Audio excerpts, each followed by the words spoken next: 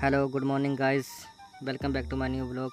उम्मीद करता हूँ कि आप सभी लोग ठीक होंगे, घरों में मस्त और मज़े कर रहे होंगे।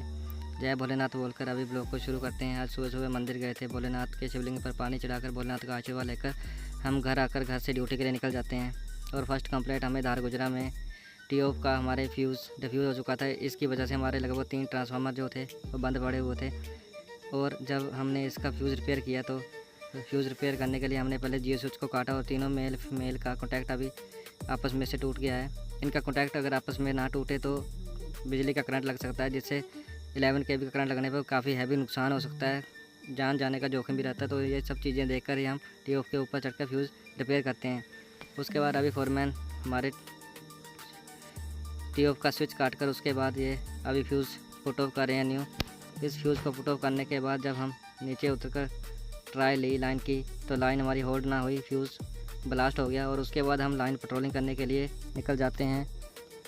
और अभी हमें लगभग कोई 2-2.5 किलोमीटर 11 के भी देखनी थी, क्योंकि फॉल्ट कहीं भी हो सकता है। उसके बाद हमने सभी लाइन की और ट्रांसफार्मर को भी निगाह मारी। 2 ट्रांसफार्मर पर निगाह मार चुके थे और उसके बाद हमें अभी तीसरे ट्रांसफार्मर की ओर निगाह मारनी थी। जब हम वहाँ पर पहुँचे तो हमने देखा कि वहाँ पर एल टूटने की वजह से उसकी अर्थ भी टूट चुकी है। 2 एल टूट चुके हैं, जिसकी वजह से हमारा मेन जैम्पर है जो वाई फेस का, वो अभी हमारी गाड़ी से टच हो गया। अभी आप देख रहे होंगे ये टच हो चुका है बिल्कुल ही लोहे के एंगल के साथ, जिसकी वजह से लाइन होल्ड नहीं हो रही थी। और इसके बाद हमने इसको डिस्कनेक्ट किया एल को। और ये वो वाला जैम्पर जो टच हुआ था, ये स्पार्किंग होने की वजह से यहाँ से काला हो चुका है।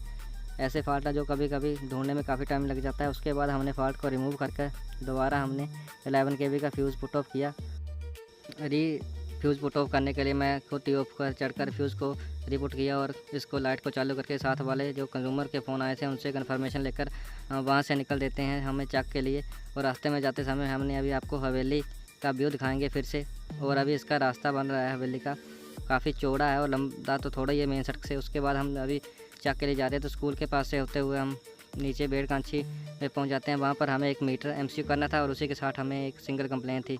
और ये जो हाउस है ये काफ़ी सुंदर दिखने में लग रहा था, खेतों के बीचों बीच बना हुआ और देखने में तो क्या ही बात है। और अभी हम उनके घर पहुँच के जिनके घर में कंप्लेंट थी, तो अभी सुबह सुबह का टाइम था तो लोग कुएँ पर से नहाकर वापस आ रहे थे। और अभी यहाँ पर पीवीसी के सेंटर में कार्बन आ चुका था और इसको हमने रिकनेक्ट किया। जॉइंट को पीवीसी को काट कर दोबारा से कनेक्ट करके टेप लगा दी। और उसके बाद हमने यहाँ पर इस लड़के से बात की और ये अभी उन्ना में वेल्डिंग की आईटीआई कर रहा है। और उसके बाद हमने ये फ्रंट मीटर को एमसीयू किया।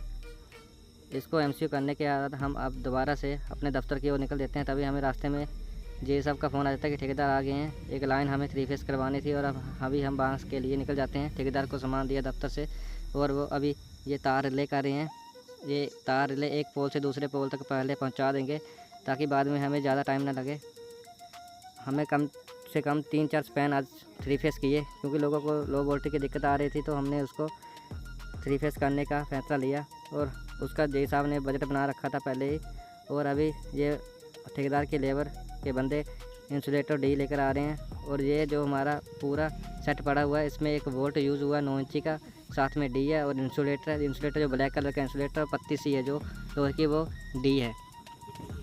इंसुलेटर के ऊपर ही हम तार को पोल से दूर रख पाते हैं और इसका किसी भी चीज़ से कनेक्ट नहीं हो पाता। इंसुलेटर का लाइन में यूज़ किए बिना कोई भी लाइन चालू नहीं हो सकती, क्योंकि यही एक ऐसा इंसुलेशन है जिसकी वजह से करंट प्रवाह पोल में ना किसी डी में ना लोहे में होता है। और इसके ऊपर हम रखकर तारों को कनेक्ट करते हैं आगे से आगे पोलों में। उसके बाद हमने अभी पहले ऊपर वाले जो 2 फेस, एक फेस एक न्यूट्रल, उन तारों को नीचे करना था। उसके बीच में हमने फेस डालना था 2nd नंबर पर।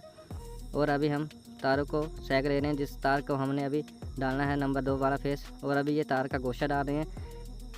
आप लोगों को पता है गोशा कैसे डालते हैं या नहीं पता तो मेरे को कमेंट करके ज़रूर बताना। मैं आपको अगली वीडियो में बिल्कुल नज़दीक से दिखाऊंगा कि कैसे हम तार को कनेक्टर को गोशा डालकर उसको रस्से की सहायता से खींचकर पोल के ऊपर सैग करते हैं। सैग का मतलब है जब हम एक पोल से दूसरे पोल को तार डालते हैं तो उसके रस्से की सहायता से जो खींचा जाता है उसको हम सैग बोलते हैं। उसको बिल्कुल टाइट करना पड़ता है। हमारा एक फेस का दूसरे फेस के बीच में कम से कम अंतर 9 इंची या 10, 11, 12 ये मिनिमम होता है। इसके बाद हमने अभी लाइन को 3 फेस कर दिया है और अभी ये नंबर 2 वाला फेस जो है उसका सैग ले रहे हैं। ये किसी के घर में से गुजार कर उनकी दीवारों में से रस्से को निकालकर दूसरी साइड पोल से पक्का किया और ऊपर बंदे बैठकर रस्से को नीचे दबाया तो कनेक्टर टाइट हो गया। उसके बाद इसको इंसुलेटर पर पक्का कर दिया। तब तक आप ये वीडियो देखिए कैसे काम हो रहा है। ये आप देख रहे होंगे कि ये बंदा पोल पर कैसे खड़ा हुआ है। तो इसने पोल में एक एक्स्ट्रा होल किया होता है जिसमें सरिया डालकर बंदा उस पर खड़ा होकर बेल्ट लगाकर आराम से काम कर सकता है। और अभी ये जंपर कर रहा है। हमारा लाइन का सैगिंग का काम पूरा कंप्लीट हो चुका है। और उसके बाद हमने अभी ये 3 स्पैन 3 फेस कर दिए हैं और जो हमने पीवीसी के कनेक्शन चेंज करने थे वो भी साथ में कर दिए। इसके बाद हम यहाँ से सामान इकट्ठा करके अपने दफ्तर की ओर निकल जाते हैं। वहाँ पर जाकर हम जैसे ही खाना खाने शुरू करते हैं तो हमें वैसे ही एक और कंप्लेंट आ जाती है कि हमारे घर में लो वोल्टेज की दिक्कत है। फिर हम उनके घर में जाकर वोल्टेज चेक करते हैं तो सच में वोल्टेज कम थी। उस वोल्टेज की दिक्कत करने के लिए उनको पोल पर से सीधी पीवीसी डालनी पड़ेगी, क्योंकि उस पर 10-12 कनेक्शन है। तो एक पीवीसी पर 10-12 कनेक्शन में लो वोल्टेज की दिक्कत आ ही जाती है। उसके बाद हमें नीचे चक में एक और कंप्लेंट आ जाती है जिसमें एक एलटी लाइन का फ्यूज डिफ्यूज़ हो चुका था, सिंगल फेस था। और अभी हमें इसका जुगाड़ लगाकर ये सीधा ही फ्यूज़ पीवीसी के साथ पुट ऑफ कर देते हैं, क्योंकि हमारे पास सामान की भी थोड़ी कमी है। अभी बिजली बोर्ड मैनेजमेंट के पास कुछ सामान की कमी है और साथ में मैन पावर की भी कमी है। तो ऐसा ही है, हम पूरे सेक्शन में 3 बंदे हैं तो सुबह से लेकर शाम तक हमारी तो हालत ख़राब हो जाती है। ऊपर से इतनी गर्मी है और लोग बिना लाइट के तो 1 मिनट भी नहीं रह सकते। अगर ना 10 मिनट भी लाइट ना आए तो लोग इतनी बड़ी गाड़ियाँ निकालते हैं कि क्या बताया आपको।